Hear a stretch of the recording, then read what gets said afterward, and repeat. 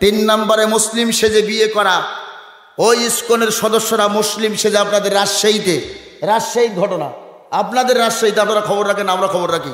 রাজশাহীতে 7 বছর বিয়ে হয়েছে, 7 বছর পরে ও যখন চলে যাচ্ছে তখন বলছে আসলে আমি মুসলমান ছিলাম না, আমি যে বিয়ে করেছি এটা ছিল আমার প্রতারণা। জোরে বলেন নাউজুবিল্লাহ, আরো জোরে বলেন নাউজুবিল্লাহ। 4 নম্বরে মানব প্রচার করা। এরা এই মুসলমান মেয়েদেরকে প্রেমের লোভন দেখিয়ে বিয়ে শাদী করে তারপর পাচার করে নিয়ে অন্য দেশে চলে যাচ্ছে। আত্মসৎ করা, মুসলিম পরিবারের মেয়েদের সাথে সম্পর্ক তৈরি করে তাদের মালামাল নিয়ে তাদের মালামালগুলো আত্মসাৎ করা, সামাজিক যোগাযোগের মাধ্যমে বিভিন্ন রকমের হয়রানি আপনারা দেখেছেন। ধর্মীয় দাঙ্গা লাগানো। সুতরাং এই একেবারে লাস্টের পয়েন্টটা, ধর্মীয় দাঙ্গা লাগানোর জন্য চট্টগ্রামে যেটা ঘটেছে এটা মুসলমানরা কোনোদিন ছাড় দিতে পারে না। আমাদের মুসলমানদের এক ভাইয়ের একটা হাতে আঘাত লাগলে গোটা দুনিয়ার মুসলমানদের হাতে আঘাত লাগে। জোরে কোন ঠিক কিনা? শোনেন, অ্যাডভোকেট আলিফ ভাইকে তারা যেভাবে হত্যা করেছে, আমরা ইন্টেলি গভর্নমেন্ট সরকারের কাছে এখান থেকে দাবি জানাতে চাই, এই উগ্র হিন্দুত্বপন্থী চন্নাই কৃষ্ণকে বিচারের আওতায় এনে আমাদের আলিফ ভাইয়ের এই রক্তের বদলায় আমরা এই দেশে আর কোন উগ্রবাদীকে মাথা চাড়া দিয়ে উঠতে দিতে পারি না। জোরে বলেন ঠিক কিনা? আউযু বিল্লাহি মিনাশ শাইতানির রাজিম। বিসমিল্লাহির রহমানির রহিম। লা তা'বুদুনা ইল্লাল্লাহ। আল্লাহু আকবার বলেন। এখনো জয় বাংলার সময় এখনো আস নাই। যারা বলেন আল্লাহু আকবার। ওয়াবিল ওয়ালিদাইনি ইহসানা ওয়াজিল কুরবা ওয়াল ইয়াতামা ওয়াল মাসাকিন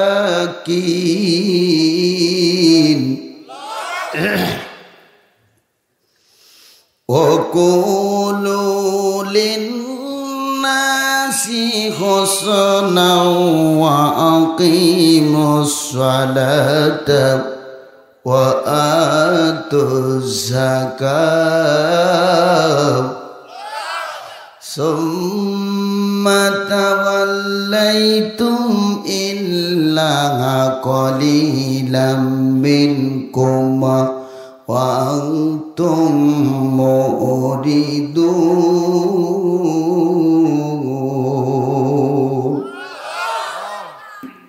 قال النبي صلى الله عليه وسلم تركت فيكم أمرين لن تضلوا ما تمسكتم بهما كتاب الله وسنة رسوله أو كما قال النبي صلى الله عليه وسلم. যে আল্লাহ তাআলা আপনাকে আমাকে এখানে আসার বসার কিছু কথা বলার শোনার তৌফিক দিচ্ছেন বা এখনো দিবেন, সেজন্য প্রাণ খুলে রবের শুকরিয়া আদায় করি। জোরে বলি আলহামদুলিল্লাহ।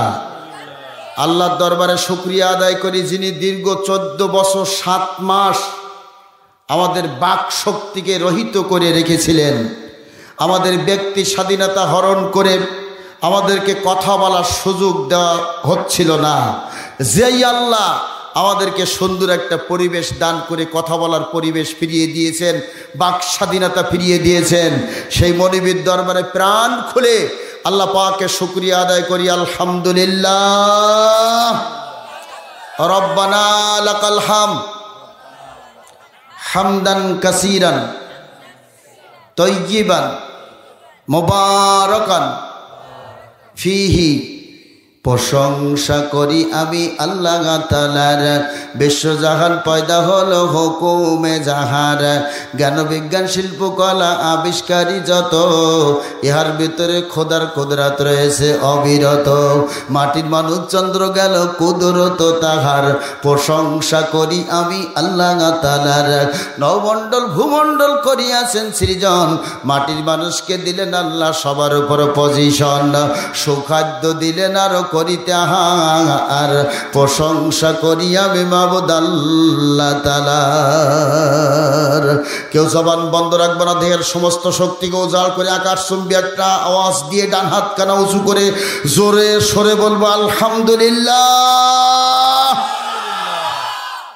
5ই আগস্টে ছাত্র সমন্বয়কের আন্দোলনে যারা জীবন দিয়ে আমাদেরকে একটি স্বাধীন দেশ উপহার দিয়েছেন, বাংলাদেশ দ্বিতীয়বারের মতো স্বাধীন হয়েছে, আল্লাহ তাদের শহীদি মরণ কবুল করুন। জোরে বলে আমিন, আর জোরে বলে আমিন। আমার ভাইরা চলুন আমরা আয়াতে কারিমায় যাই। সূরাতুল বাকারা আয়াত নাম্বার 83 মনে রাখবেন।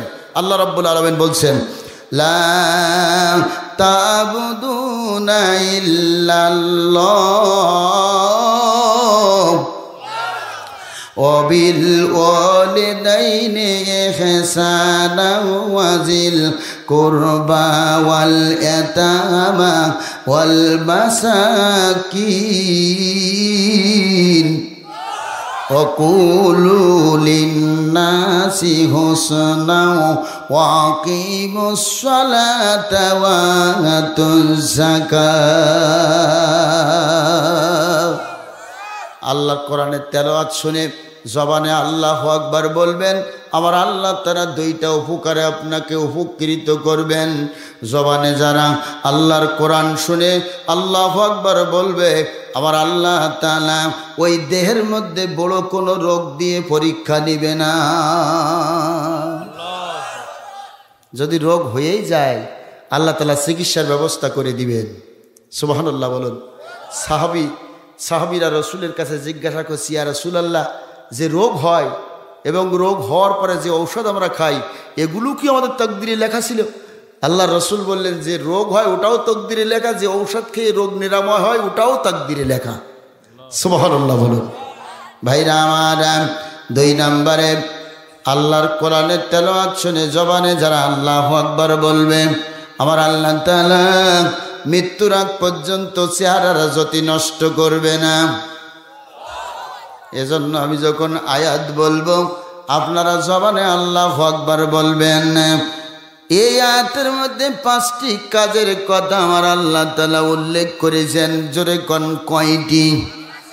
আরো জোরে।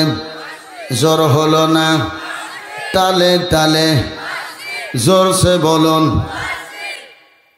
গলা কণ্ঠ ঠিক করেন, সামনে আসছে নির্বাচন।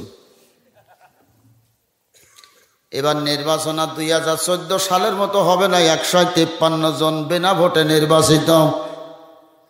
এবার নির্বাচন, সেই নির্বাচন আর হবে না, ভোট কেন্দ্রে যাওয়া লাগবে না। কি গেছিলেন? আমাদের ওখানে এক মুরব্বী, 75 বছর বয়স, মুরব্বী যাচ্ছে ভোট কেন্দ্রে ভোট দেওয়ার জন্য। ওই সন্ত্রাসী দলের লিডাররা চাচাজিকে আটকে দিয়েছে। চাচা কই যান? কয় ভোট কেন্দ্রে। কয় চাচা যাওয়া লাগবে না, ভোট দেওয়া হয়ে গেছে। কয় কি কেমনে ভোট দেওয়া হলো? কয় খোকারা, তোর চাষিমার ভোট কি হয়েছে? কয় ওটাও দেওয়া হয়ে গেছে। এখন চাচাজি 2 চোখের পানি ছেড়ে কান্দে। ওই ছেলেরা জিজ্ঞাসা করে, চাচা আপনি কেন কান্দেন? ওইখান থেকে 7 বছর আগে তো চাষিমা মারা গিয়েছিল। আজকে যে ভোট কেন্দ্রে আসবে যদি বুঝতে পারতাম, দেখা করার জন্য সকাল 8টার আগে বসে থাকতাম।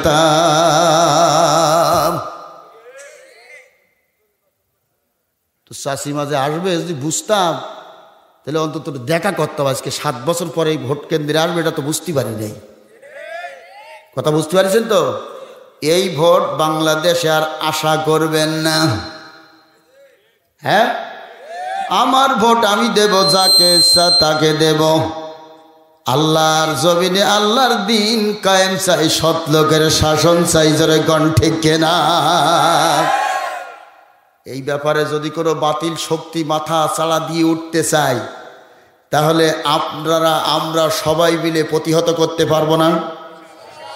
বাংলার জমিন আল্লাহর কোরআনী আইন বাস্তবায়নের জন্য কোন বাতিল শক্তির মোকাবেলায় যদি আপনাকে আমাকে রাজপথে নামতে হয়, গুড়োইল তাফসীর কোরআন মাহফিল থেকে শপথ নেব, আমরা কেউ বাড়িতে বসে থাকবো না, ওই রাজপথে নেমে বাতিল শক্তির মোকাবেলায় আমাদের যার কাছে যা আছে তাই নিয়ে প্রতিহত করব। রাজি আছেন? কে কে দোকানে হাত তুলে দেখান।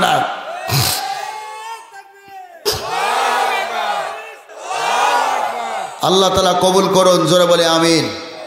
আরো জোরে বলে আমিন।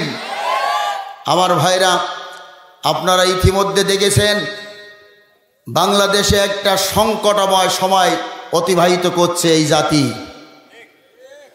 এ জাতি এমন এক চক্রের চক্রান্তে আক্রান্ত হয়েছে, আপনারা অবাক হয়ে যাবেন। আমি জীবনে কোনোদিন নাম শুনি নাই, আপনারাও মনে হয় শোনেন নাই। ইসকন নামে উগ্র হিন্দু পন্থীরা, ইসকন নামে উগ্র হিন্দু পন্থীরা, তারা এদেশে অরাজকতা সৃষ্টি করার জন্য পাইতারা চালাচ্ছে। International society for Krishna consciousness, ওদের ওয়ার্ড মিনিং হলো এটা। 1966 সালে নিউ ইয়র্কে এটা প্রতিষ্ঠিত হয়। এটা পৃথিবীর 15টা দেশে নিষিদ্ধ আছে, কিন্তু আমাদের বাংলাদেশে এটা নিষিদ্ধ নাই। ইসকন প্রধান হলেন চিন্ময় কৃষ্ণ, উনি হলেন ওদের প্রধান। উগ্রবাদী হিন্দু, এরা কোনো ধর্মে বিশ্বাস করে না, এরা কোনো ধর্মের উপরে এদের কোনো আস্থা নাই। এরা জোরপূর্বক এদেশে অনেক কিছু করার জন্য চিন্তা ভাবনা নিয়েছে। আমার ভাইরা, বাংলাদেশে সেটা বাস্তবায়ন করতে পারে নাই। আপনারা শুনেছেন এই যে ইসকন প্রধান, উনি গেরুয়া পতাকা উপরে দিয়ে ওই ছড়িতে নিচে বাংলাদেশের জাতীয় পতাকা দিয়ে এদেশের 18 কোটি মানুষের অপমান করেছে এবং রাষ্ট্রদ্রোহী কাজ করেছে। জোরে বলেন ঠিক কিনা? চট্টগ্রামের মানুষেরা ইসকন প্রধানের বিরুদ্ধে কোর্টে মামলা করেছে। তাকে গ্রেপ্তার করে ধরে নিয়ে যাওয়ার সময় এখানে আইনজীবীরা হুড়ুহুড়ি করে তাকে বিভিন্ন কায়দা রাখার জন্য চেষ্টা করতে যেয়ে আমাদের একজন এই মুসলমানদের সন্তান বিশিষ্ট আইনজীবী জনাব অ্যাডভোকেট সাইফুল ইসলাম আলিফ ভাই, উনি পড়ে গিয়েছেন। ওই উগ্র হিন্দুবাদীরা তাকে উঠিয়ে নিয়ে এখানে প্রথমে আঘাত করেছে, তারপরে এখানে আঘাত করেছে। পাশে একটা ওয়াশরুমের জায়গা ছিল, সেখানে নিয়ে তারা ডাইরেক্ট জবাই করে দিয়েছে। ভাইরা, এখনো কি আপনারা বসে থাকতে চান? এই উগ্র হিন্দুত্ববাদীরা যদি এই দেশে আর মাথা চালা দিয়ে উঠতে চায়, বাংলার জনগণ আর কেউ বসে থাকবে না। দাঁত ভাঙা জবাব দিতে হবে।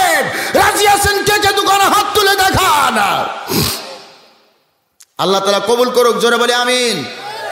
আরো জোরে বলে আমিন। ইসকনের কাজ শোনেন, অপতৎপরতা। তাদের কাজ কি? তাদের কাজ হলো ধর্ম প্রসারের নামে ধর্ম অন্তরিত করা। তারা ওই যে আমাদের পাহাড়ি এলাকায় নিগোষ্ঠী আছে, এই নিগোষ্ঠীরা হলো গরিব মানুষ, তাদেরকে বিভিন্ন রকমের প্রলোভন দেখিয়ে মুসলমানের থেকে তাদেরকে ইহুদি বানানো হচ্ছে, তাদেরকে হিন্দু বানানো হচ্ছে। দ্বিতীয় নম্বর কাজ হলো প্রতারণা ও হয়রানি করা। প্রতারণা ও হয়রানি করা। কিভাবে হয়রানি করছে? তাদেরকে বিভিন্ন রকমের প্রলোভন দেখিয়ে বিদেশে পাঠানোর নামে তাদের কাছ থেকে অনেক কিছু হাতিয়ে নিচ্ছে, ফলে মাত্র তাদের কিছু দিচ্ছে না। 3 নম্বরে মুসলিম সেজে বিয়ে করা। ওই ইসকনের সদস্যরা মুসলিম সেজে আপনাদের রাজশাহীর ঘটনা, আপনাদের রাজশাহীতে আপনারা খবর রাখেন, আমরা খবর রাখি। রাজশাহীতে 7 বছর বিয়ে হয়েছে। 7 বছর পরে ও যখন চলে যাচ্ছে তখন বলছে, আসলে আমি মুসলমান ছিলাম না, আমি যে বিয়ে করেছি এটা ছিল আমার প্রতারণা। জোরে বলেন নাউজুবিল্লাহ। আরো জোরে বলেন নাউজুবিল্লাহ। 4 নম্বরে মানব প্রচার করা। এরা এই মুসলমান মেয়েদেরকে প্রেমের লোভন দেখিয়ে বিয়ে শাদী করে তারপর পাচার করে নিয়ে অন্য দেশে চলে যাচ্ছে। আত্মসৎ করা, মুসলিম পরিবারের মেয়েদের সাথে সম্পর্ক তৈরি করে তাদের মালামাল নিয়ে তাদের মালামালগুলো আত্মসাৎ করা, সামাজিক যোগাযোগের মাধ্যমে বিভিন্ন রকমের হয়রানি আপনারা দেখেছেন, ধর্মীয় দাঙ্গা লাগানো। সুতরাং এই একেবারে লাস্টের পয়েন্টটা, ধর্মীয় দাঙ্গা লাগানোর জন্য চট্টগ্রামে যেটা ঘটেছে এটা মুসলমানরা কোনোদিন ছাড় দিতে পারে না। আমাদের মুসলমানদের এক ভাইয়ের একটা হাতে আঘাত লাগলে গোটা দুনিয়ার মুসলমানদের হাতে আঘাত লাগে, জোরে কোন ঠিক কিনা? শোনেন, অ্যাডভোকেট আলিফ ভাইকে তারা যেভাবে হত্যা করেছে, আমরা ইন্টেলি গভর্নমেন্ট সরকারের কাছে এখান থেকে দাবি জানাতে চাই, এই উগ্রপন্থী, এই উগ্র হিন্দুত্বপন্থী চন্নাই কৃষ্ণকে বিচারের আওতায় এনে আমাদের আলিফ ভাইয়ের এই রক্তের বদলায় আমরা এই দেশে আর কোন উগ্রবাদীকে মাথা চাড়া দিয়ে উঠতে দিতে পারি না, জোরে বলেন ঠিক কিনা? আপনাদের এই তানোর উপজেলা থেকে প্রথম দুর্গাপুজো নিয়ে খুজু শুরু হয়েছিল, জোরে কোন ঠিক কিনা? এগুলো আপনারা খবর কম রাখেন, আমরা খবর রাখি।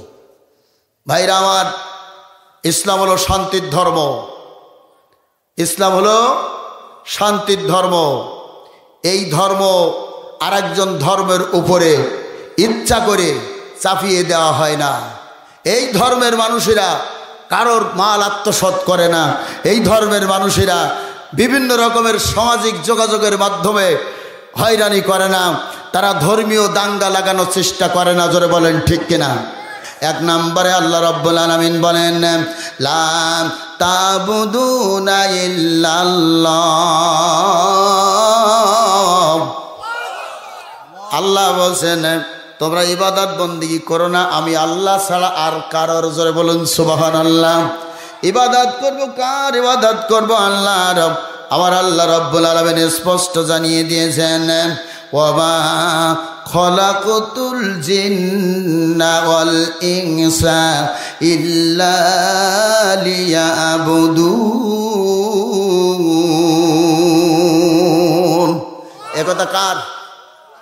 আল্লাহ বলছেন আমি একমাত্র জিন আর মানবকে সৃষ্টি করেছি আমার ইবাদতের জন্য, আমার বন্দেগী করার জন্য, আমার দাসত্ব করার জন্য, আমার পায়রাবি করার জন্য, আমার গোলামি করার জন্য, জোরে বলুন সুবহানাল্লাহ।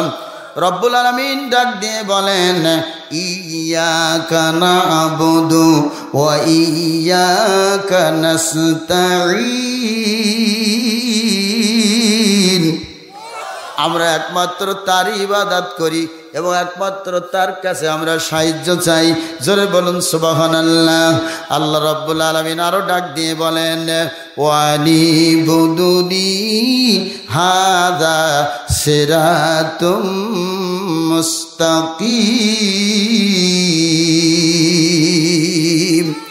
ওয়ানিবুদুনি, আল্লাহ ডাক দিয়ে বলছে আমার ইবাদত করো। কার ইবাদত করো? আমার ইবাদত করো। হাযা সিরাতুম মুস্তাকিম, এটাই হলো সরল সোজা পথ। এ পথে কোনো হয়রানি নাই, এ পথে কোনো ধোঁকাবাজি নাই, এ পথে চিন্নাই কৃষ্ণের মতো ওই বিভিন্ন রকমের অস্ত্রের গোডাউন বানিয়ে পাহারা দিচ্ছে, ফেসবুকে আজকে দেখতে পাবেন। এই পথে কোনো অস্ত্রের আঘাত নাই। এ পথ হলো শান্তির পথ। এ পথে যদি তোমরা গ্রহণ করতে পারো, অবলম্বন করতে পারো, আল্লাহ রাব্বুল আলামিন ডাক দিয়ে বলছেন আমার এই পথ যদি তোমরা গ্রহণ করো আমি আল্লাহ নিজে হাতে পুরস্কার দান করব, জোরে বলুন সুবহানাল্লাহ। ওয়ালাকাদ বা'আসনা ফি কুল্লি উম্মাতির রাসূলা আনি ইবুদুল্লাহ ওয়াজতানিবুত তাগুত। একথা কার? আল্লাহ রাব্বুল আলামিন বলছেন আমি প্রত্যেক উম্মতের জন্য, প্রত্যেক মানব জাতির জন্য নবী রাসূল প্রেরণ করেছি। তাদের সবার একই কথা ছিল, তারা সবাই বলেছিল আনি ইবুদুল্লাহ, তোমরা আল্লাহ পাকের ইবাদত করো, ওয়াজতানিবুত তাগুত, তোমরা শয়তানের পদঙ্ক অনুসরণ করো না। জোরে বলুন আল্লাহু আকবার। আবার ভাইরা, যখনই আপনি আল্লাহ পাকের কথা শোনার জন্য ইবাদতে মশগুল হয়ে যাবেন, আজাজিল শয়তান তার মানে হলো তাগুত, তাগুত আপনার পাশে এসে দাঁড়িয়ে যাবে, আল্লাহ পাকের গোলামি থেকে আপনাকে ছিনিয়ে নিয়ে যাবে। এই পৃথিবীতে যারাই কলেমার দাওয়াত দিয়েছে, তাগুত তাদেরকে বারবার হেনস্থা করার জন্য চেষ্টা করেছে, তাগুত বারবার তাদেরকে বিভিন্ন রকমের ঝামেলায় ফেলিয়ে ইমান থেকে আমার ভাইরা সরানোর চেষ্টা করেছে, কিন্তু পারে নাই, পারে নাই, পারে নাই। জোরে বলুন সুবহানাল্লাহ। আল্লাহর পয়গম্বর নূহ আলাইহিস সালাতু ওয়াস সালাম যখন দাওয়াত দিলেন, ইয়া কওমি বুদুল্লাহ মা লাকুম মিন ইলাহিন গায়রু, হে আমার কওমের লোকেরা, তোমরা আল্লাহ পাকের ইবাদত করো, আল্লাহ পাকের গোলামি করো, ও তিনি ছাড়া আর কোনো মাবুদ নাই। জোরে বলুন সুবহানাল্লাহ। হযরত নূহ আলাইহিস সালাতু ওয়াস সালামকে ওরা লইয়া আবার ভাইরা পিটাচ্ছে, পিটাইয়া পিটাইয়া যখন হয়ে গেছে, একটা বস্তার ভিতরে ঢুকাইয়া মুখটা বাঁধিয়া ফুটবল যেমনি খেলে ফুটবলের মতো এরকম গড়াইয়া দিতে দিতে রাস্তার একধারে রাখিয়া ওরা চলে গেছে। ভাবছে নূহ নবী আর বেঁচে নাই, নূহ নবী বুঝি মারা গেছে। জোরে বলুন নাউজুবিল্লাহ। যখনই আপনি আল্লাহ পাকের গোলামি করবেন, আল্লাহ পাকের দাসত্ব স্বীকার করবেন, তখনই আপনার উপরে নেমে আসবে অমানসিক নির্যাতন। আমার ভাইরা, এই বাংলার জমিনে এক নয় দুই নয়, দীর্ঘ 16টা বছর নির্যাতন নির্যাতন নির্যাতন দেওয়া হয়েছে। জোরে বলুন ঠিক আছে কিনা? ফেরাউনের রাজত্বকাল ছিল 1600 বছর, আর স্বৈরাচার এই যে লেডি ফেরাউনের আমার ভাইরা সময় ছিল 16 বছর। তাহলে 1600 আর 16, ঠিক আছে তো? পৃথিবীর ইতিহাসে নাই একদিনই 300 জাতীয় সংসদ সদস্য পালিয়ে চলে যায়। আছে পৃথিবীর ইতিহাসে? আছে? কথা বলেন। আপনারা তো ইতিহাস অনেকেই জানেন, পৃথিবীর ইতিহাসে নাই একদিনই 300 সংসদ সদস্য পালিয়ে যায়। আমার ভাইরা বন্ধুরা শোনেন, তাহলে 300 সংসদ সদস্য একদিনই পালিয়ে চলে গেছে। এরপরে কিন্তু আবার অনেকেই বলছে, কি বলছে জানেন? আবার বলো আসবে। কি কথা বলেন ঠিক না? শোনেন, ওই গুলিস্তানে যেদিন সমাবেশ ছিল, ওই দিন এই প্রচারটা ফেসবুকে বেশি দিয়েছে, যা আবার বলো আসবে। ওখানে ছাত্ররা কি বলেছিল জানেন? বুবু তুমি থাকো হিন্দুস্তান, আসবা নাকি গুলিস্তান, মনে রেখো সামনে কিন্তু গোরস্তান। আসতে কন, আমার ভাষা বোঝেন না নাকি? যারা বলেন ঠিক কিনা? বাইরা যারা এদেশকে লুটে পুটে খেয়ে কানাডায় বেগম পাড়া বানিয়েছে, এক একজন মন্ত্রী 500, 300, 200 করে ঘর কিনে রেখেছে। এদেশের অর্থনীতি একেবারে মেরুদণ্ড শেষ করে দিয়েছে। ব্যাংক ব্যালেন্স থেকে শুরু করে শেষ, অফিস আদালত শেষ, শিক্ষা ব্যবস্থা শেষ। ফেরাউনের প্রধানমন্ত্রী ছিল হামান। ফেরাউন একদিন বলছে, হামান বনি ইসরায়েলে শেষ করতে গেলে আমার কি করা লাগবে? হামান বলছে, স্যার যদি বনি ইসরায়েলে শেষ করতে চান তাহলে 1 নাম্বার কাজ হবে শিক্ষা ব্যবস্থা নষ্ট করা। ফেরাউন বলছে, এটা কয় বছর সময় লাগবে? এর সময় লাগবে 2041। কত? কিছু বোঝেন তো নাকি? আমার পরের বছর শিক্ষা ব্যবস্থা বাতিল ঘোষণা করা হলো। এ সরকার ভেবেছিল যে শিক্ষা ব্যবস্থা বাতিল করে দিয়ে বাংলাদেশের মুসলমান সন্তানদেরকে শেষ করে ফেলব, কিন্তু আল্লাহ রাব্বুল আলামিন এটা কবুল করে নাই। ঠিক কিনা? আল্লাহ তাআলা ওটা কবুল করে নাই। আমার ভাইরা, ফেরাউন শিক্ষা ব্যবস্থা যখন শেষ করে দিয়েছে, দেওয়ার সাথে সাথে বনি ইসরায়েল নষ্ট হয়ে যাওয়ার উপক্রম হয়েছিল। আর আল্লাহ রাব্বুল আলামিন বাংলাদেশকে অত্যন্ত মহব্বত করেন, ভালোবাসেন। ওই যে ওরা প্রথমে ডক্টর কুদরতি খোদা শিক্ষা ব্যবস্থা চালু করতে চাইছিল, আল্লামা দেলোয়ার হোসাইন সাইদি রহমতুল্লাহ আলাইহি হুজুর বলে গেছেন, ডক্টর কুদরতি খোদা মানে হলো গজবে খোদা। জোরে বলেন ঠিক কিনা? ওর এই শিক্ষা ব্যবস্থা চালু করতে চাইছিলাম, কিন্তু বাংলাদেশের আপামার মানুষের সামনে সেই শিক্ষা ব্যবস্থা চালু করতে পারে নাই। নতুন করে শিক্ষা ব্যবস্থা নিয়ে এসেছে, কুকুর ডাকে, কাক ডাকে, ব্যাং ডাকে। কোনো পরীক্ষা নাই, নাম্বার দেওয়া যাবে না। এখানে অনেকেই শিক্ষক আছেন, আমি একজন কামেল মাদ্রাসার ভাইস প্রিন্সিপাল। কোনো নাম্বার দেওয়া যাবে না, খাতা দেখিয়ে ফেল করাইয়ে দিতে পারবেন না। শিক্ষকের হাতে 30 মার্ক। কি খেলা করে না? শিক্ষকের হাতে যদি 30 মার্ক থাকে তাহলে কোনো ছাত্র কি ফেল করবে? আমার ভাইরা, ধন্যবাদ জানাই ডক্টর ইউনূস সরকারকে, যারা এই শিক্ষা ব্যবস্থা বাতিল করে দিয়ে 2012 সালের ওই শিক্ষা ব্যবস্থা চালুর ঘোষণা দিয়েছেন। জোরে চিৎকার দিয়ে বলুন সুবহানাল্লাহ। এদেশের প্রত্যেকটা জায়গায় দুর্নীতি নাই এমন কোনো জায়গা নাই। তার মানে এমন কোনো জায়গা নাই যে আল্লাহর বিরুদ্ধে ইবাদত করে নাই। অথচ আল্লাহ বলছে লা তা'বুদুনা ইল্লাল্লাহ, তোমরা একমাত্র কেবলমাত্র আমার ইবাদত করো, আমার গোলামি করো, আমার বন্দেগী করো, আর কারোর বন্দেগী করো না, আর কারোর পায়রাবি করো না। ভাইরা আমার, বন্ধুরা আমার, কথা এখানে শেষ না। আপনি প্রত্যেকটা জায়গার দিকে তাকিয়ে দেখেন, আপনার কলিজার টুকরা সন্তান, আমরা সাতক্ষীরার কথা বলছি, যদি কত ইন্টারভিউয়ে 14-15 বছরে হয়েছে, লিখিত পরীক্ষায় যদি ফার্স্ট হয় তো আলহামদুলিল্লাহ ভালো। ভাইবা পরীক্ষায় গেছে, জিজ্ঞাসা করেছে বাসা কোন জায়গায়, সাতক্ষীরায়, নট অ্যালাউ। বুঝতেছেন তো ওর কথা? চাকরি হবে না, চাকরি হবে না, সাতক্ষীরা নাম বললে চাকরি হবে না। 73 জন মানুষকে আমার ভাইরা একেবারে দিব্যি মানুষের চোখের সামনে গুলি করে এই সরকারের আমলে নিরপরাধ মানুষকে হত্যা করা হয়েছে। এমন কোনো মানুষ নাই সাতক্ষীরায় আমার ভাইরা দিনের কথা বলে তার নামে মামলা নাই, জেল খাটে নাই, এমন কোনো মানুষ সাতক্ষীরা জেলায় নাই। জোরে বলুন নাউযুবিল্লাহি মিন যালিক।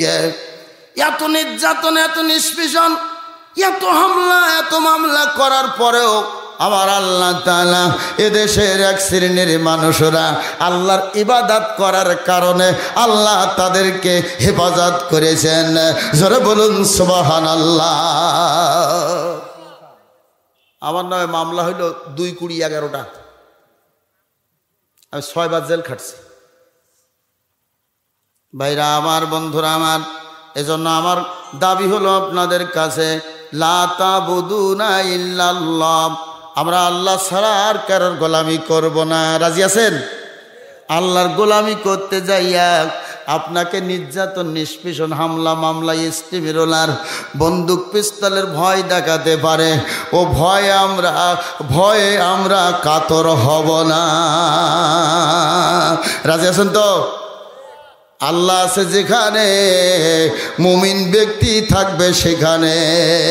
মালিক আল্লাহ নাই যেখানে, মুমিন বান্দা বান্দি থাকবে না সেখানে। যারা কোন ঠিক কিনা? সুতরাং যারা এদেশকে অস্থিতিশীল করে মুসলমানদেরকে হয়রানি করতে চাইছিল, আল্লাহ তাআলা তাদেরকে হয়রানিতে ফেলেছেন। যারা কোন ঠিক কিনা? এজন্য আসুন আমার ভাইরা, 1 নাম্বার দাবি হলো লা তা'বুদুনা ইল্লাল্লাহ। আমি আজকের আপনাদের এখান থেকে বাসায় নেওয়ার জন্য অনুরোধ করব, আমরা আল্লাহ ছাড়া আর কারোর গোলামি করব না। রাজি আছেন কে কে? দোকানে হাত তুলে দেখান। সবাই রাজি আছেন? আলহামদুলিল্লাহ, হাত নামান। ভাইরা, ছোট্ট একটা দাবি করব, সেই দাবিটা হলো, যদি আল্লাহর গোলামি করতে চান আপনাকে আল্লাহর কোরআনের কর্মী হতে হবে। কিসের কর্মী? আল্লাহর কোরআনের কর্মী হতে হবে। আল্লাহর কোরআনের কর্মী যদি আপনি হতে পারেন, আপনার জন্য জান্নাতের দরজা খোলা থাকবে। জোরে বলুন সুবহানাল্লাহ। আল্লাহর কোরআনের কর্মী হতে রাজি আছেন? আমার দুই পাশে এই যে দুইজন বসা আছেন আল্লাহর কোরআনের কর্মী। রসুল বলেছেন, যতক্ষণ পর্যন্ত তুমি কোরআনের কর্মী হতে না পারবে, ততক্ষণ পর্যন্ত তুমি জান্নাতের আশা করতে পারো না। এই অবস্থায় যদি তুমি মারা যাও, তাহলে মান সাজ্জা সজ্জা ফিন্নার। রসুল বলেছেন, ডাইরেক্ট তার উপর করে টানা হেঁচড়া করতে করতে জাহান্নামের আগুনে নিক্ষেপ করা হবে। এজন্য আসুন আমরা আল্লাহর কোরআনের কর্মী হব। 2 নম্বর পয়েন্টে চলে যাই। রব্বুল আলামিন বলছেন, ওয়াবিল ওয়ালিদাইনি ইহসানা। আল্লাহু আকবার বলেন আরো জোরে। وَقَضَى رَبُّكَ أَلَّا تَعْبُدُوا إِلَّا إِيَّاهُ وَبِالْوَالِدَيْنِ إِحْسَانًا وَإِمَّا يَبْلُغَنَّ عِندَكَ الْكِبَرَ أَحَدُهُمَا أَوْ كِلَاهُمَا فَلَا تَقُل لَّهُمَا أُفٍّ ولا تنهرهما وقل لهما قولا كريما وخفض لهما جناح الذل من الرحمة وقل رب ارحمهما كما ربياني صغيرا. وعن أبي هريرة رضي الله تعالى عنه قال زار رجل من حق الناس بحسن الصحابة قال أمك قال ثم من قال أمك قال ثم من قال أمك قال ثم من قال أبوك في رواية ثم أمك ثم أمك ثم أمك ثم أباك أدناك رواه البخاري ومسلم أو كما قال النبي صلى الله عليه وسلم. জোরে একবার বলি সুবহানাল্লাহ। 2 নম্বর পয়েন্ট আমার আল্লাহ রাব্বুল আলামিন বলছেন, ও দুনিয়ার সন্তানেরা, তোমরা তোমাদের আব্বা মার সাথে ভালো ব্যবহার করবা, আব্বা মার সাথে সৎ ব্যবহার করবা। আব্বা মার সাথে খবরদার যেন বেয়াদবি করো না। আজকের গোটা বাংলাদেশে আমি একটা জিনিস দেখতেছি ইতিমধ্যে, আজকে যুবক ছেলেরা বিগত ওই স্বৈরার লেডি সরকারের আমলে আমার ভাইরা চরিত্র গঠন করার কারণে এই সন্তানগুলো তাদের আব্বা মারে ভালো চোখে দেখতে পারে না। কারণ কোরআনের জ্ঞান ওদের ভিতরে ছিল না, রাসূলুল্লাহর সুন্নাহর জ্ঞান ওদের ভিতরে ছিল না। না থাকার কারণে এই সন্তানগুলো বেয়াদবি করেছে আব্বার সাথে, এই সন্তানগুলো বেয়াদবি করেছে মার সাথে। অনেক সন্তান গাঁজা কেনার জন্য বাবার টাকা দেয় নাই, হত্যা করেছে। জোরে কোন ঠিক কিনা? চরিত্র গঠনের জন্য আপনাকে কোরআনের কাছে চলে আসতে হবে, চরিত্র গঠনের জন্য আপনাকে হাদিসের কাছে চলে আসতে হবে আমার ভাইরা। এজন্য আল্লাহ রাব্বুল আলামিন বলছেন, ও দুনিয়ার সন্তানেরা, আব্বা আমার সাথে ভালো ব্যবহার করবা। সূরা বনী ইসরাইল খুলে দেখেন, আমার আল্লাহ রাব্বুল আলামিন বলছেন যে আমি আল্লাহ আমার ইবাদত বন্দেগী করার পরে তোমরা আব্বা আমার সাথে ভালো ব্যবহার করো। জোরে বলুন সুবহানাল্লাহ। ইম্মা ইয়াবলুগান্না ইনদাকাল কিবারা আহাদাহুমা আও কিলাহুমা। আল্লাহ বলছেন, তোমার আব্বা মার মধ্যে 2 জন অথবা 2 জনের একজন যদি বৃদ্ধ বয়সে উপনীত হয়, তাদের সামনে শব্দটুকু পর্যন্ত বলো না, তাদের সাথে ভালো ব্যবহার করবে। তোমার যত সম্ভব তাদেরকে মন খুশি করার জন্য চেষ্টা করবে। জোরে জোরে বলুন সুবহানাল্লাহ। আব্বা মা যখন বেঁচে থাকবে অথবা মারা যাবে, আল্লাহ দোয়া শিখিয়ে দিয়েছেন, রব্বিরহামহুমা কামা রব্বায়ানি সগীরা। যারা বলেন আল্লাহু আকবার। আমার ভাইরা, এই পৃথিবীতে যারা বড় হয়েছে, যারা সম্মানের চেয়ার পেয়েছে, এই পৃথিবীতে যারা সুশিক্ষিত হয়েছে, জগৎ বিখ্যাত হয়েছে, একমাত্র আব্বা মার দোয়ার বরকতে। আব্বা মার দোয়া ছাড়া কেউ কিন্তু এই পৃথিবীতে বড় হতে পারে নাই। কি জোরে বলেন ঠিক কিনা? আব্বা আমার দোয়া ছাড়াই পৃথিবীতে কেউ বড় হতে পারে নাই। চলে যান একটু হযরত বাইজিদ বুস্তামি রহমতুল্লাহ আলাইহির ছোট্ট একটা উদাহরণ। আমার ভাইরা, গভীর রাত্রে মা ছেলের কাছে পানি চাইছিল, বাবা বাইজিদ আমাকে একটু পানি পান করাইবা। বাইজিদ বলেন, আমি ঘরে যাইয়া দেখি কলসিতে নাই পানি। মা পানি পান করবার চাইছে, আমি চলে গেছি দূরে পানি আনতে, এসে দেখি মা ঘুমিয়ে পড়েছে। পানিটা ঢাললাম, গিলাসে দিলাম, গিলাস লইয়া মার কাছে যে দেখলাম মা ঘুমিয়েছে। মায়ের শিওরে মায়ের ডাকা পছন্দ করলাম না, আবার পানির গিলাসটা রাখিয়ে ঘুমানো পছন্দ করলাম না।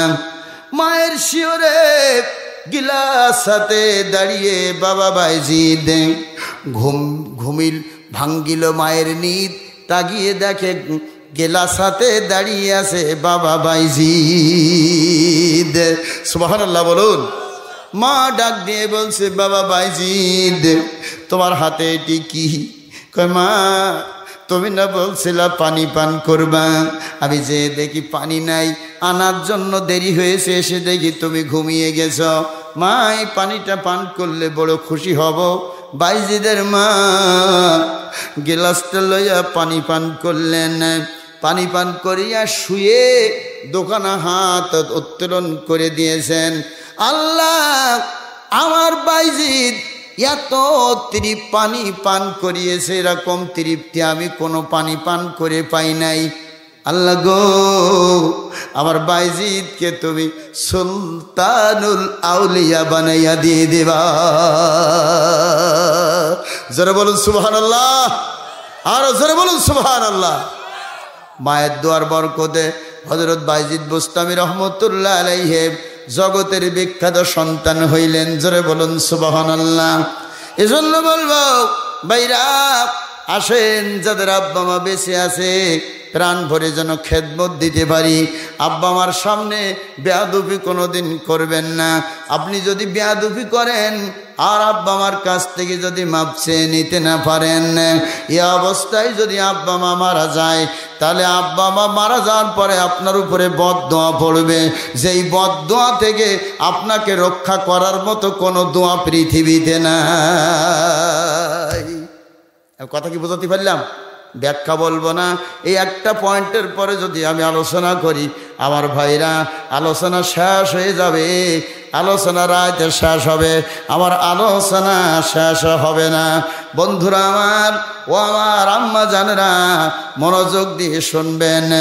আল্লাহ রাব্বুল আলামিনের হাবিব ডাক দিয়ে বলছেন, ওয়ান ইবনে আব্বাস রাদিয়াল্লাহু তাআলা আনহু ক্বাল রাসূলুল্লাহ সাল্লাল্লাহু আলাইহি ওয়াসাল্লাম ক্বালা মা বিন ওয়ালিদিন বাররিন ইয়ানজুরু ইলা ওয়ালিদাইহি নাযরাত রাহমাতিন ইল্লা কাতাবাল্লাহু লাহু বিকুল্লি নাযরাতিন হাজ্জাতান মাবরুরাতান ক্বালু কুল্লু ইয়াউমি মিয়াতিন মাররাতিন ক্বালা নাম আল্লাহু আকবার আতিয়াবু রাওয়াহুল মিশকাত রাওয়াহুন নাসাই আও কামা ক্বালা নবী সাল্লাল্লাহু আলাইহি ওয়াসাল্লাম।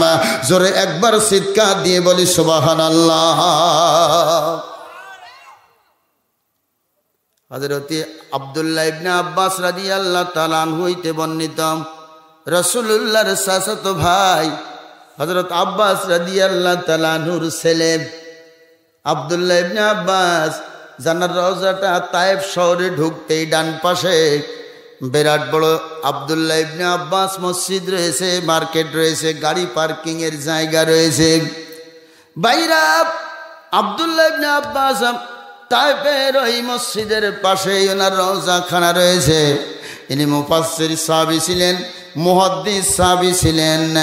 আল্লাহর নবীর এই প্রিয় সাহাবী বলেন, আল্লাহর নবী সাল্লাল্লাহু আলাইহি সাল্লাম বলেছেন, তাহলে একখানা কবুল হজে সব তার আমলনামায় লিখিয়ে দেয়। আব্বা মারে আমরা আসলে ভালো চোখে দেখতে পারি না, কি বলেন?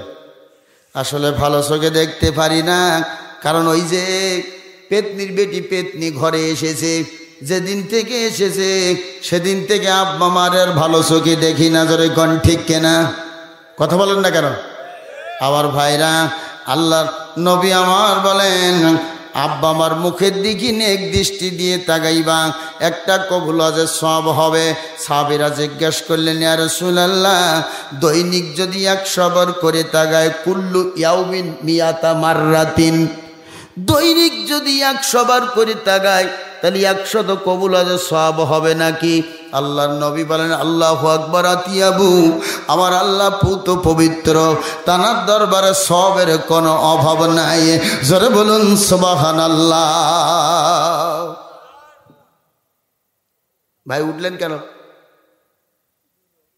জরুরত না। আব্বা আমার কথা বললে সবাই বসতে পারে না, যারা যাবে তারা আব্বা আমারে কষ্ট দেয়। কথা বলেন না কেন? কারণ হলো আব্বা মার যদি খুশি থাকে, কসম আল্লাহ রসুল বলেছেন, আমার আল্লাহ ওই সন্তানের পরে খুশি। আর আব্বা মা যদি খুশি না থাকে, আমার আল্লাহ ওই সন্তানের পরে খুশি থাকে না। আমার ভাইরা, এজন্য আব্বা মার সাথে ভালো ব্যবহার করতে হবে। আব্বা মা যদি আপনার পরে খুশি থাকে, আপনার কপাল খুলে গেছে। আর আব্বা মা যদি খুশি না থাকে, তাহলে আপনার খবর আছে। যেরকম ঠিক কিনা? ভাইরা, কথা এখানে শেষ না, বহু হাদিস, বহু কোরআন, বহু ঘটনা আছে। মা বাবা যদি বদদোয়া দিয়ে দেয়, তাহলে মৃত্যু পর্যন্ত বাধা হয়ে দাঁড়িয়ে যায়। হযরতে আলকমা রাদিয়াল্লাহু তাআলা আনহু, রাসূলুল্লাহর প্রিয় সাহাবী, মৃত্যু যন্ত্রণায় কষ্ট পাচ্ছিলেন। রসুলকে ডাক দিলেন, ইয়া রাসূলুল্লাহ, আসেন গো, আপনার প্রিয় সাহাবী হযরতে আলকমা মৃত্যুর যন্ত্রণায় কাতরাইতেছে, ছটফট করতেছে। রসুল চলে গেলেন বাড়িতে, যে দেখে আলকামা, হযরতে আলকমা মৃত্যু যন্ত্রণায় খুব কষ্ট পাইতেছে। আমার নবী বললেন, আলকমার বাবা বেঁচে আসেনি? কয় না গো নবী, আলকমার বাবা বেঁচে নাই, আলকমার মা বেঁচে আছে। কই ইয়া রাসূলুল্লাহ, আলকমার মা বেঁচে আছে। আমার নবী বলছে, আলকমার মা, আলকমাকে মাফ করে দাও। হযরতে আলকমার মা বলছে, আমি আমার সন্তানকে মাফ করব না। রাসূল বলছেন, সাহাবীরা, এখানে একটা বিরাট বড় গর্ত তৈরি করো, ওই গর্তের ভিতরে কাষ্ঠ ঢুকাইয়া দিয়ে দাও, ওই কাষ্ঠে আগুন লাগাইয়া দাও। আগুন লাগাইয়া যখন আগুনের লেলিয়ান শেখা দাও দাও করে দলিত মতিত হয়ে উপরের দিকে উঠবে, তখন হযরতে আলকমাকে আগুনের ভিতরে ফেলাইয়া দিবে। গর্ত তৈরি করা হলো, কাষ্ঠ সংগ্রহ করা হলো, আগুন লাগিয়ে দেওয়া হলো।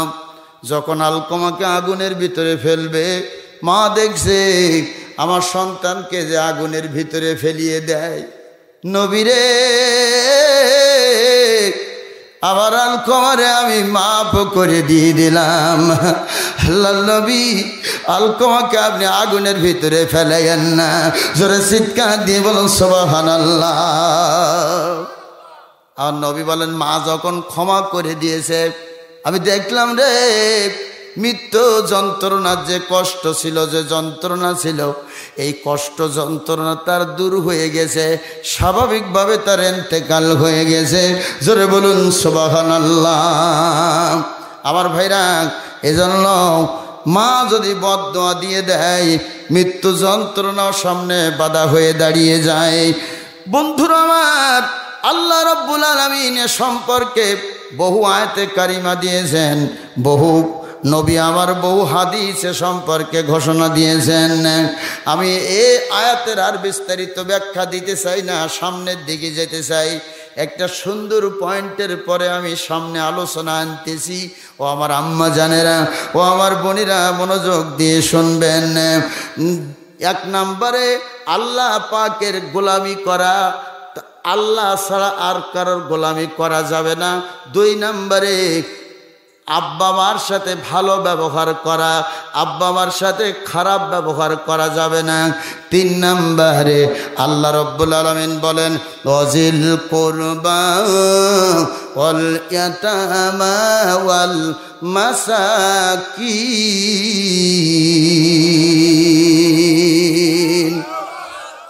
ওয়াজিল কুরবা মানে হলো রক্তের আত্মীয়, নিকট আত্মীয়। নিকট আত্মীয় যারা আছে সেজন্য তাদের সাথে ভালো ব্যবহার করে। নিকট আত্মীয়, রক্তের আত্মীয়। বাবা মারা গেছে, ভাই এখন ব্যস্ত, বুনির জমি ফাঁকি দিবে কি করে? এরা কোনো রুগী এদিকে আছে নাই?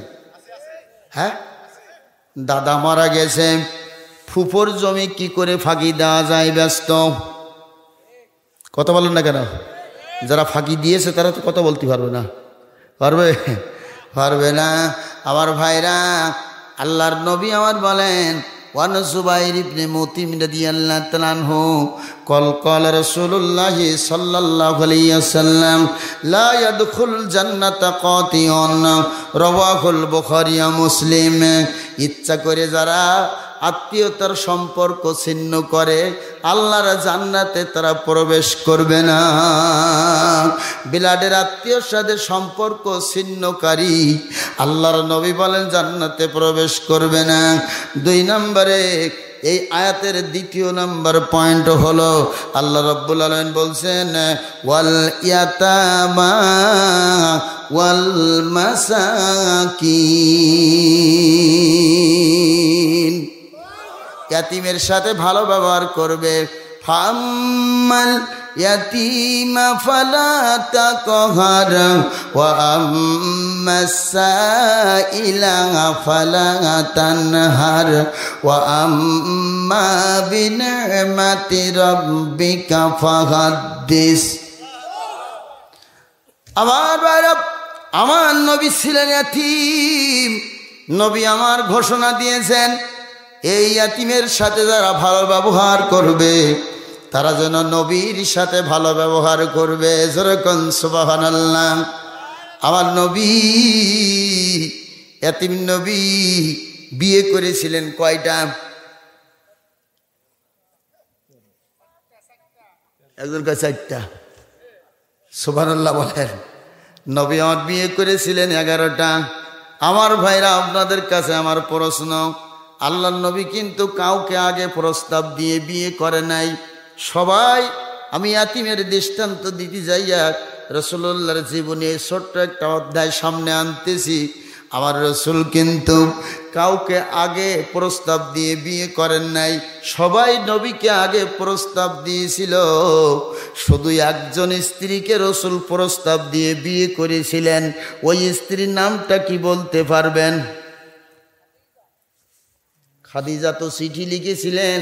ও মায়েরা ভালো করে শোনেন, খাদিজা তো চিঠি লিখেছিলেন আবু তালেবের কাছে, তোমার ভাতিজারে আমার কাছে যদি বিয়ে দাও তাহলে আমার যত ব্যবসায়ের উট আছে, মাল সামানা আছে, ইস্তাবার সম্পত্তি আছে, সব আমি তোমার হস্তে পদে সমর্পণ করব। খাদিজা তো আগে প্রস্তাব দিয়েছিলেন। এখন কয় আয়েশা। হযরত আবু বকর যখন আয়েশাকে রসুলের কাছে বিয়ে দিবেন দাঁড়িয়ে গেলেন, ইয়া রাসূলুল্লাহ, ইয়া হাবিবাল্লাহ, আমি আপনার সাথে হিজরতের সাথী ছিলাম, আমি ছোটবেলার বন্ধু, বয়স্কদের মধ্যে সর্বপ্রথম কলেমা পড়ে মুসলমান হয়েছি। আপনার সাথে সম্পর্ক আমি সুদৃঢ় করতে চাই, নবী গো, আত্মীয়তার সম্পর্ক তৈরি করতে চাই। তাই আমার আয়েশাকে আপনার হাতে উঠাইয়া দিতে চাই। বলুন আপনি আয়েশাকে বিয়ে করবেন কিনা? হযরত আবু বকর যখন এই প্রস্তাব দিয়েছিলেন তখন আয়েশার বয়স হলো 6 মতান্তরে 8। 6 মতান্তরে 8 বছর। 8 বছরের মেয়ে, 6 বছরের মেয়ে যদি কেউ বিবাহ করে তাহলে তো বিগত সরকারের আমলে মামলা খাইয়ে সে মরবে, কি ঠিক না? কিন্তু আমার রাসূল কি তাই করেছিলেন নাকি? আমার নবী আবু বকর প্রস্তাব দিয়ে নবী আমার আবু বকরকে ডাক দিয়ে বললেন, ও আমার হিজরতের সাথী, আবু বকর সিদ্দিক আমার কাছে দাবি করেছো, আমি তোমার দাবি খালি ফেরাইয়া দিতে পারি না। ভাইরা আমার, রসুলের আর একজন স্ত্রী ছিলেন, নাম হলো হজরতে সাদিয়া। বয়স হলো 80 বছর। কত বছর? 80 বছরের বুড়ি আপনার ফিরি দেবো, নেবেন? কথা কয় না, নেবেন? হজরতে সাদিয়া রসুলের কাছে দরখাস্ত করেছে, ইয়া রাসূলুল্লাহ, জিহাদের ময়দানে আমার স্বামী গেছিল, স্বামী হলো বৃদ্ধ মানুষ, শহীদ হয়েছে, এখন আমার উপায় কি? নবী বলছে তুমি আমার বাড়িতে যে থাকবা। হযরতে সাদিয়া বলছে আমি মেয়ে মানুষ, আপনার বাড়িতে যে থাকবো, লোকে অনেক রকম কথা বলবে। নবী রে, আপনি কি আমার বিয়ে করতে যদি রেখে দেন বাড়িতে কেমন হয় গো? জোরে বলুন সুবহানাল্লাহ।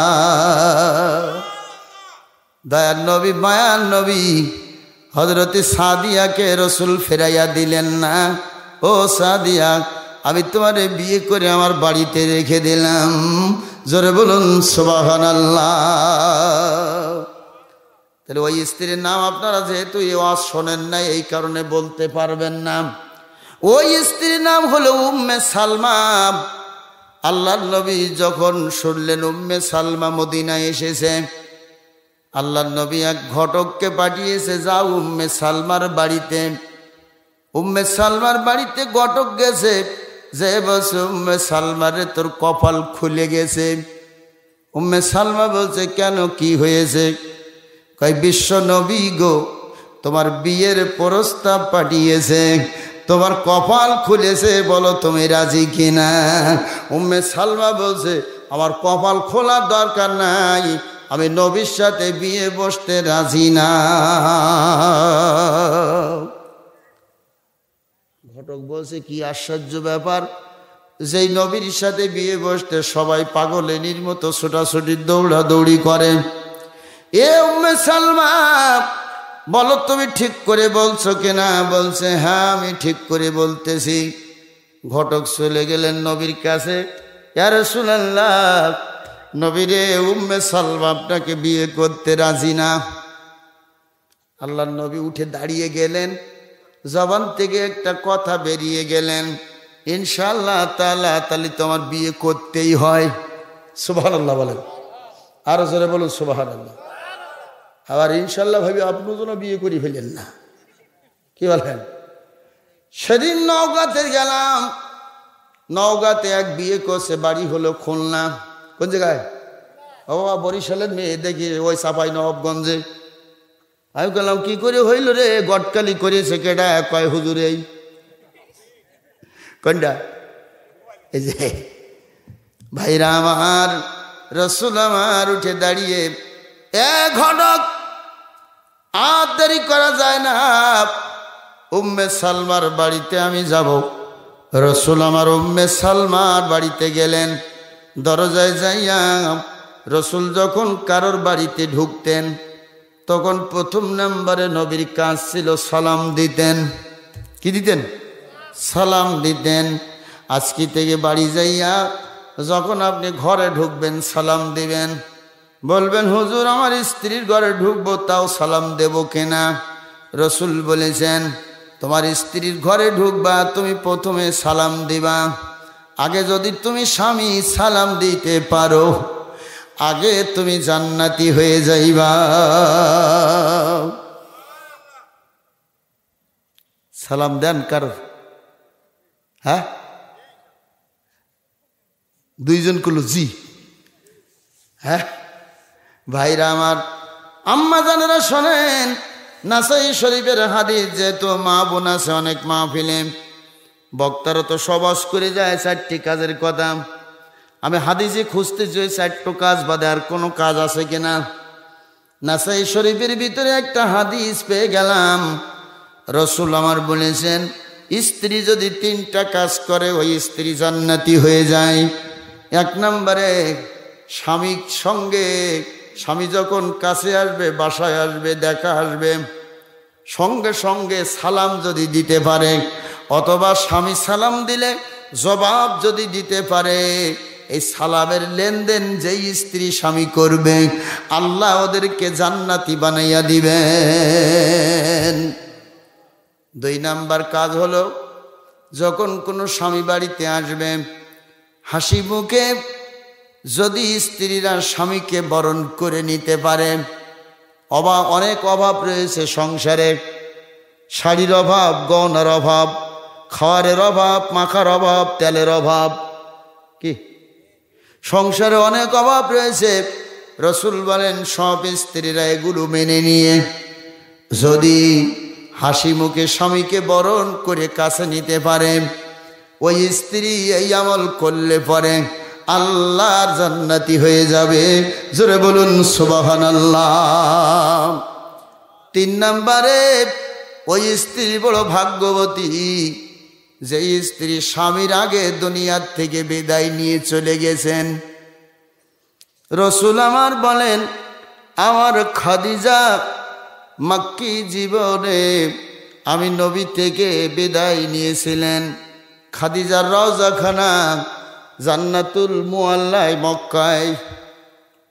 জান্নাতুল মুআল্লা মক্কার সবচাইতে বড় কবরস্থান, আর মদিনার সবচাইতে কবরস্থান বড় হলো জান্নাতুল বাকি। খাদিজার কবরখানা জান্নাতুল মুআল্লায়। রসুল ওখানে দাফন করানোর পরে কবরের কিনারায় দাঁড়াইয়া, ও মারা ভালো করে শোনেন, নবীজি প্রথম স্ত্রীকে কবরস্থ করিয়া কবরের কিনারে দাঁড়াইয়া দোকানা হাত তুলেছিলেন, আল্লাহ আমার খাদিজার পরে আজ দুপুর পর্যন্ত, আজ সকাল পর্যন্ত আল্লাহ আমি খুশি ছিলাম, আমার খাদিজার পরে তুমি খুশি হয়ে যাও। নবী বলেন, কোন স্ত্রীকে দাফন করানোর পরে কোন স্বামী যদি এই দোয়া করতে পারে, আল্লাহর দরবারে কবুলিয়াতের মাঝখানে কোনো পর্দা থাকে না, বিনা পর্দায় আল্লাহ দরবারে দোয়া কবুল হয়ে যায়। মাগো আমার শোনেন, রসুল বলেছেন ওই স্ত্রী বড় ভাগ্যবতী, আগে চলে গেছে, স্বামী যদি দোয়া করে ওই স্ত্রী জান্নাতি হয়ে যাবে। জোরে কোন সুবহানাল্লাহ। আল্লাহ নবী বলতেছিলাম, নবী আমার উম্মে সালমার বাড়িতে ঢুকবে, মনে আছে তো? বাড়িতে ঢুকবে, আগে সালাম দিয়েছেন, বাড়ির ভিতর থেকে সালামের কোনো জবাব আসে নাই। আমার নবী দ্বিতীয়বার আবার সালাম দিলেন, বাড়ির ভিতর থেকে কোনো সালামের জবাব আসে নাই। নবী আমার 3 বার সালাম বলতেন, যদি জবাব পাইতেন ভিতরে ঢুকতেন, আর যদি সালামের জবাব না পাইতেন ভিতরে ঢুকতেন না। আল্লাহ নবী 3য়বার আবার সালাম দিলেন, জবাব এসেছে ভিতরের থেকে, ওয়ালাইকুম আসসালাম ওয়া রাহমাতুল্লাহি ওয়া বারাকাতুহু, ইয়া রাসূলুল্লাহ মারহাবা মারহাবা। জোরে বলুন সুবহানাল্লাহ। আল্লাহ নবী ভিতরে ঢুকে পড়লেন, ঢুকে রসুল বাড়ির ভিতরে দাঁড়িয়ে আছেন। উম্মে সালমা ডাক দিয়ে বলছেন, নবীরে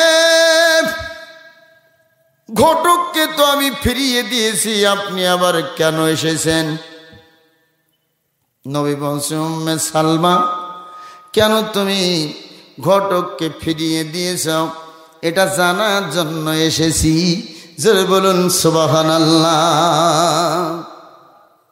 আমার নবী ডাক দিয়ে বলছে, উম্মে সালমা কেন তুমি ঘটককে ফিরিয়ে দিয়েছ বলো। কয়, নবী রে, যদি 3টা দাবি আমার রাখেন তাহলে আমি উম্মে সালমা আপনার সঙ্গে বিয়ে বসতে রাজি আছি। জোরে বলুন সুবহানাল্লাহ, আর জোরে বলুন সুবহানাল্লাহ। আমার নবী ডাক দিয়ে বলছে, উম্মে সালমা বলো গো, কি দাবি তুমি করবা? কয়, নবী রে,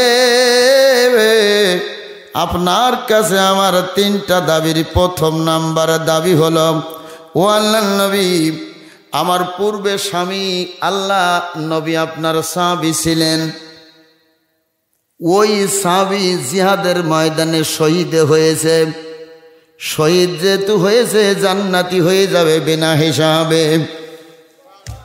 আরো জোরে আমার ভাইরা দেখেন নাই কি মানের তাজাল্লি ছিল ইসলামী আন্দোলনের ডলক সৈনিক মরহুম মকফুর আল্লামা মতিউর রহমান নিজামী রহমতুল্লাহ আলাইহের ফাঁসির রশি যখন গলায় পড়বে যাওয়ার আগে ছেলে মেয়ে স্ত্রীকে ডাক দিয়ে বললেন, এই স্বৈরা সরকার নিরপরাধ মানুষ, আমি বিনা অপরাধে তারা আমাকে ফাঁসির কাস্টে গুনি ঝোলাবে। বাবা মন খারাপ করবা না, তোমার মার প্রতি খেয়াল করবা, দেখা হবে জান্নাতে। কি মানের তাজাল্লি ছিল আমার ভাইরা, যে দেখা হবে জান্নাতে। শহীদ যারা হবে বিনা হিসাবে জান্নাতি হয়ে যাবে। জোরে বলুন সুবহানাল্লাহ। নবীরে আমার পূর্বের স্বামী সাহাবী শহীদ হয়েছে জান্নাতি। আমি যদি আপনার কাছে বিয়ে বসি আপনিও হবেন জান্নাতি। ও নবীরে আপনার কাছে আমার দাবি হলো, আমি কিন্তু জান্নাতে আমার পূর্বে স্বামীর সঙ্গে থাকব না, আমি জান্নাতে আপনার সঙ্গে থাকব। বলুন আপনি আমার দাবিখানায় 1 নাম্বার রাখবেন কিনা? আমার নবী ডাক দিয়ে বলছে, উম্মে সালমা নবীর কাছে দাবি করেছো, নবী খালি ফেরাইয়া দিতে পারে না, কারণ আমি নবী সম্পর্কে আমার আল্লাহ তাআলা কোরআনুল কারিমে ঘোষণা দিয়েছেন, ওয়ামা আরসালনাকা ইল্লা রাহমাতাল লিল আলামিন।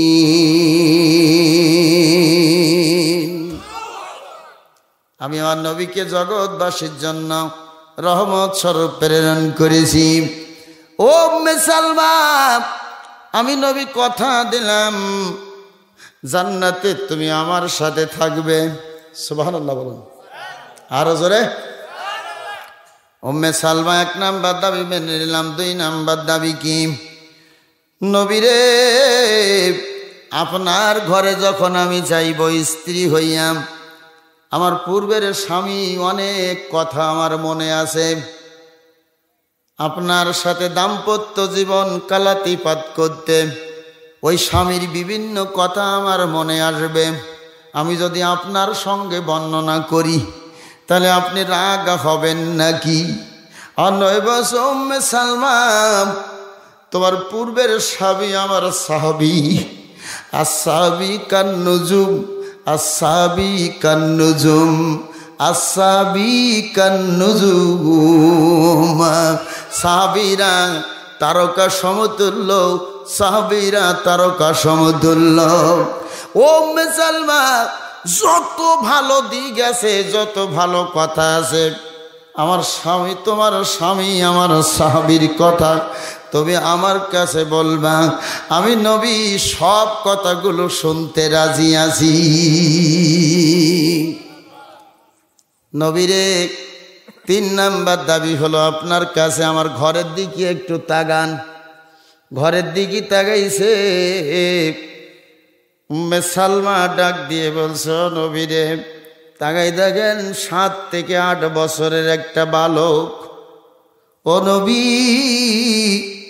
আমি ঘটককে ফিরাইয়া দিতে চাই নাই, কিন্তু আমার এই 8 বছরের শিশুর দায়িত্ব কে নিবে? ও তো ইয়াতীম, ওই ইয়াতীমের লালন পালনকারী কে হবে? সুবহানাল্লাহ বলুন। আল্লাহর নবী 2 চোখের পানি ছেড়ে দিলেন। উম্মে সালমা, আমার আল্লাহ ইয়াতীম সম্পর্কে তো কোরআনুল কারিমে ঘোষণা দিয়েছেন। আমি নবী, আমিও ছিলাম ইয়াতীম, আমার বাবাকে আমি দেখি নাই, 6 বছর বয়সে মাকে হারিয়েছিলাম। ও উম্মে সালমা, তোমার ইয়াতীম সন্তানের লালন পালনের দায়িত্ব আমি হাতে তুলে নিলাম। ফাআম্মাল ইয়াতীমা ফালা তাকহার। জোরে বলুন আল্লাহু আকবার। আল্লাহ রব্বুল আলামিন বলেন ফাম্মাল ইয়াতীমা ফালা তাকহার, খবরদার খবরদার ইয়াতিমকে যেন ধমক দিয়ে তাড়িয়ে দিও না, ইয়াতিমের সাথে যেন খারাপ ব্যবহার করো না। আল্লাহর নবী বলেন যদি কেউ ইয়াতিমের লালন পালনকারী হতে পারে, এইভাবে ডান হাত কানা উঁচু করে সাদা আঙ্গুল আর তর্জনী আঙ্গুল উঁচু করে আল্লাহর নবী দেখিয়ে দিয়েছেন এই দুইটা আঙ্গুল যেমন পাশাপাশি, ইয়াতিমের লালন পালনকারী আর আমি একই জান্নাতে থাকবো পাশাপাশি।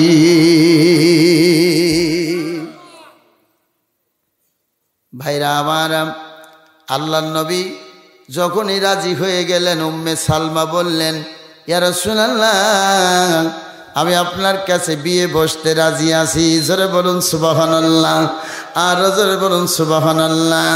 আমার ভাইরা এজন্য ইয়াতিমের সাথে ভালো ব্যবহার করবেন।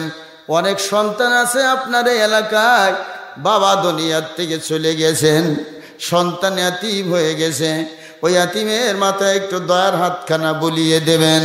ওই ইয়াতিমের লেখাপড়া শেখানোর জন্য সহযোগিতা আপনি আগায় আসবেন। অনেকে রয়েছে অসহায় মিসকিন, আল্লাহ বলেন এই মিসকিনের সাথে তুমি ভালো ব্যবহার করবে। জোরে বলুন সুবহানাল্লাহ। নাম্বার 4 আমার ভাইরা আল্লাহ রাব্বুল আলামিন বলছেন কুলু লিন্নাসি হুসনা, অকুলু তোমরা বলো, তোমরা বলো, এটা আমরের সেগা, নির্দেশ সূচক ক্রিয়া। তোমরা বলো অকুলু লিন্নাসি হুসনা, মানুষের সাথে ভালো ভালো কথা বলো, মানুষের সাথে খারাপ কথা বলবা না, খারাপ আচরণ করবা না, মানুষের সাথে ভালোভাবে কথা বলবা। গোটা বাংলাদেশের পরিস্থিতি এখন এর বিপরীতই কাজ করছে। জোরে কোন ঠিক কিনা? মানুষের এখন মানুষের সাথে ভালো ব্যবহার করতে চায় না, কারোর কথা কেউ শুনতে চায় না। কথার ভিতরে মধু, কথার ভিতরে বিষ। কথা বলো না কেন? অকুলু তোমরা বলো লিন্নাসি হুসনা, মানুষের সাথে ভালো ভালো কথা বলো। খবরদার খবরদার এই মানুষকে যেন তুমি খবরদার রূঢ় ভাষা দিয়ে এই মানুষের সাথে খারাপ ব্যবহার করো না, কারণ একদিন তুমি দুনিয়ায় থাকবা না, এই দুনিয়ার থেকে বিদায় নিয়ে চলে যাইবা। এমন জীবন তুমি করিবে গঠন, মরিলে হাসিবে তুমি, কাঁদিবে ভুবন।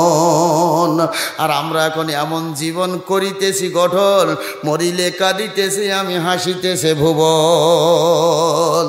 মারা যাওয়ার পরে আপনাদের নিকটতম একটা বাজারের নাম বলেন। হ্যাঁ, কৃষ্ণপুর বাজার। এখানে মারা যাওয়ার পরে কৃষ্ণপুর বাজারে মিষ্টি বিতরণ করে খাওয়া হচ্ছে। বলছে শালা গেছে না এলাকার লোক বেঁচে গেছে, কি ঠিক কিনা? আবার কার উইকেট কেবল একটা পড়িয়েছে, আর দুটো সাইডে পড়লে একেবারে ক্লিয়ার। জোরে কোন ঠিক কিনা? ও ভাইরা, আপনার আচার আচরণ কথাবার্তা যেন মিষ্টতা বিরাজ করে। আপনার কথায় যেদিন আপনি চলে যাবেন মানুষেরা সবাই বলবে আহারে লোকটা এত সুন্দর ব্যবহার, লোকটার এত সুন্দর কথা, সবাই যেন মুখে মুখে এই কথাগুলো বলে। এজন্য আমার আল্লাহ রাব্বুল আলামিন বলছেন অকুলু লিন্নাসি হুসনা, তোরা মানুষের সাথে ভালো ভালো কথা বলো। জোরে বলুন সুবহানাল্লাহ। আপনি যদি ভালো কথা না বলেন তাহলে শুনে নেন, লোকেরা আপনাকে গালিগালাজ করবে, লোকেরা তিরস্কার করবে। লোকের গালি, লোকের তিরস্কার নিয়ে মাটি মুড়ি যেন দেবেন না। যদি আপনি মাটি মুড়ি দেন, আল্লাহর পক্ষ থেকে বদদোয়া আপনার পরে যাইতে থাকবে। সব জায়গায় ভালো পুরুষেরা দেখবেন, এক জায়গায় অসুবিধা, যেই বাড়িতে গেছে স্ত্রীরে ভালো চোখে দেখতে পারে না। এবার কথা বলে না, কথা বলেন না কেন? সব জায়গায় ভালো, দোকানপাটে ভালো, বাজার ঘাটে ভালো, ব্যবসা বাণিজ্যে ভালো, চাকরি বাকরিতে ভালো, অফিস আদালতে ভালো। যেই বাড়িতে গেছে সেই দুইজনের ভিতরে হাই রে হাই। কত বলেন না কেন? স্ত্রীর ভালো চোখে দেখতে পারে না। এখানে তাফসিরে তাহমিল কোরআনের মধ্যে এসেছে স্ত্রী সহ সকল মানুষের সাথে আবার ভাইরা ভালো ব্যবহার করা। জোরে বলুন সুবহানাল্লাহ। যত ভাই এখানে এসেছেন, যতজন স্বামী আছেন, আজকে নিয়ত করেন স্ত্রীর সাথে আর খারাপ ব্যবহার করব না, স্ত্রীর সাথে ভালো ব্যবহার করব, রুল ও ভাষা ব্যবহার করব না, সুন্দর সুন্দর ভাষা ব্যবহার করব। রাজি আছেন কে কে? দোকানা হাত তুলে দেখান। হ্যাঁ, এ ছোট বাচ্চারা তোরা বিয়ে করিস? সুবহানাল্লাহ বলেন। যে যে স্বামীরা রাজি আছেন তারাই হাত তোলেন, সুবহানাল্লাহ বলেন। ওরা তো 2 দিন পরেই স্বামী হবে, কি বলেন? আল্লাহ যেন ওদেরও তৌফিক দান করেন, জোরে বলি আমিন। আমার ভাইরা শোনেন, আয়াতের 5 নাম্বার পয়েন্টটা বলে আমি আলোচনা শেষ করব। আল্লাহ রাব্বুল আলামিন বলছেন, ওয়াকিমুস সালাতা ওয়া আতুজ যাকাত।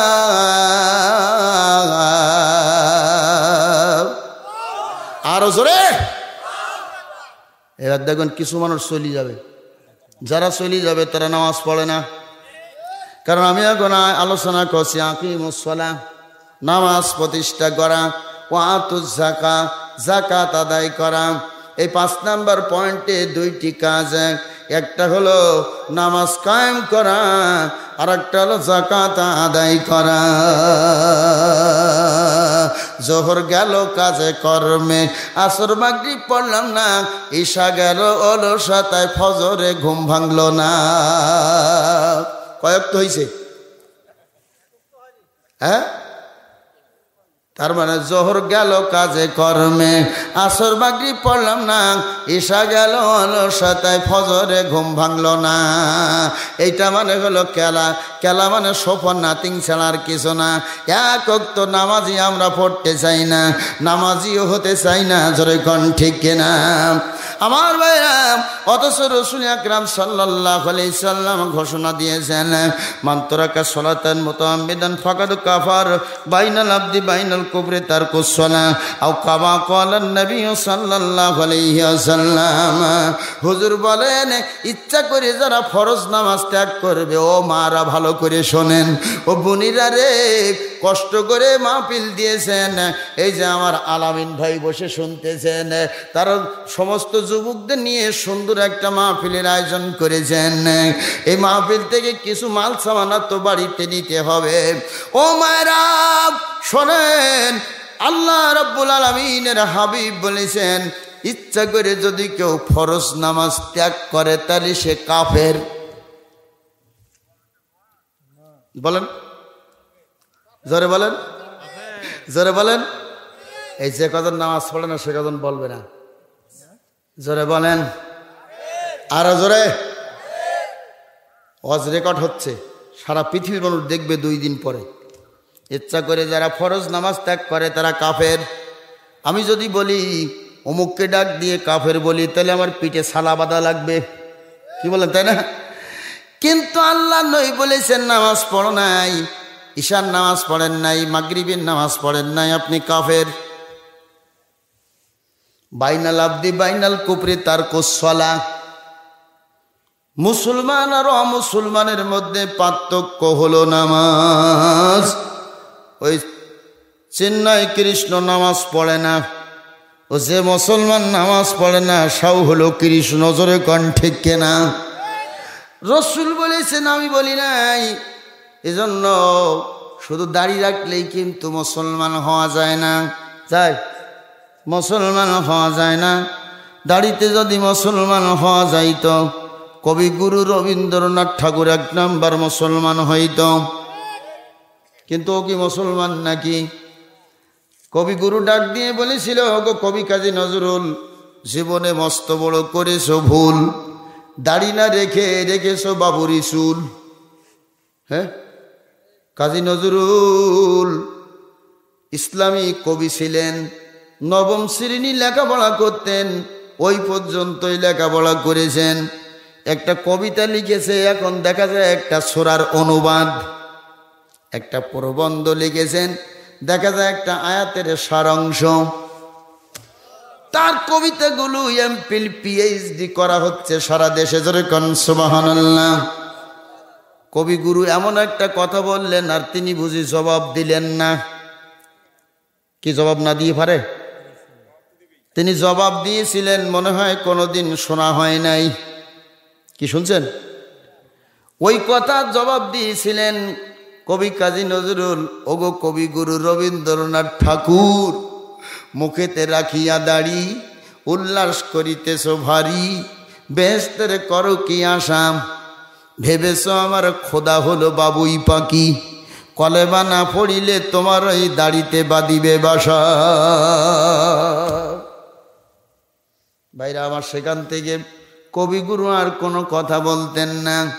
কারণ হলো কবি কাজী নজরুল লিখে গিয়েছিলেন, মসজিদেরই পাশে আমার কবর দিও ভাই, যেন ঘর হতে মুয়াজ্জিনের আজান শুনতে পাই।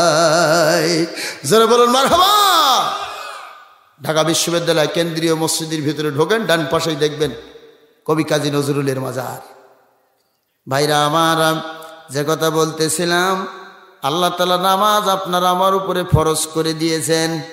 আর এই নামাজে আল্লাহ তাআলা মুসলমানদের চিহ্ন, মুসলমানদের নিদর্শন আল্লাহ তাআলা তৈরি করে দিয়েছেন। নামাজ যারা পড়বে তারা মুসলমান, নামাজ যারা পড়বে না তারা অমুসলিম। তাহলে নামাজ পড়ার দরকার আছে না নাই?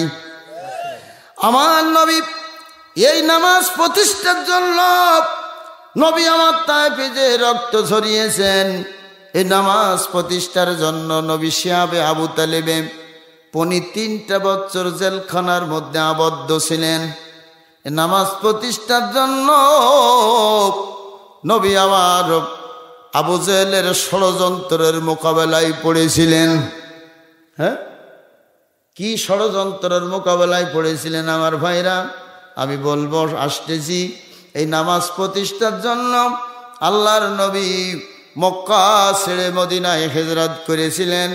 এই নামাজ প্রতিষ্ঠার জন্য, এই দিন প্রতিষ্ঠার জন্য ২৭টা মতান্তরে ২৯টা যুদ্ধে সেনাপতির দায়িত্ব আমার নবী পালন করেছিলেন আমার ভাইরা। আর আপনি আমি সেই নামাজ থেকে গাফেল হয়ে গেলাম, আপনি আমি সেই নামাজ থেকে বিমুখ হয়ে গেলাম। আর দাবি করব আমি নবীর উম্মত, নবীর উম্মত। আপনি আমি নবীর উম্মত বলে দাবি করতে পারবো না। আমার নবী কিয়ামতের ময়দানে বলবে, শোকেন শোকেন লিমান গায়রাহু, দূর হয়ে যাও, দূর হয়ে যাও, তুমি আমার উম্মত না। আল্লাহর নবী ইয়া উম্মতি, ইয়া উম্মতি বলে কাঁদবে। দুনিয়ার সমস্ত নবী রাসূলরা কিয়ামতের ময়দানে ইয়া নফসি, ইয়া নফসি কবে। শুধু আপনার আমার নবী ইয়া উম্মতি, ইয়া উম্মতি বলে কাঁদতে থাকবে। জোরে চিৎকার দিয়ে বলুন সুবহানাল্লাহ। নবীর সুপারিশ পাইতে গেলে নামাজ পড়ার দরকার আছে না নাই? তাহলে নামাজে আসেন কে কে, থাকবেন কে কে, হাত ওঠান। দুই একজন আবার দেরি করে আস্তে আস্তে এরম করে ওঠাচ্ছে, তার মানে হুজুর শুনছে না যখন তখন হাত ওঠাই। কি বলেন? আল্লাহ আজকের মাহফিল আমাদের সকলের জন্য নাজাতের ওসিলা বানিয়ে দিবা। জোরে বলেন আমিন।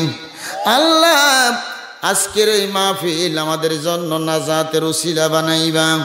আমার ভাইরা, সকলকে আল্লাহ তাআলা যেন নামাজি বানাইয়া নেয়। জোরে বলি আল্লাহুম্মা আমিন।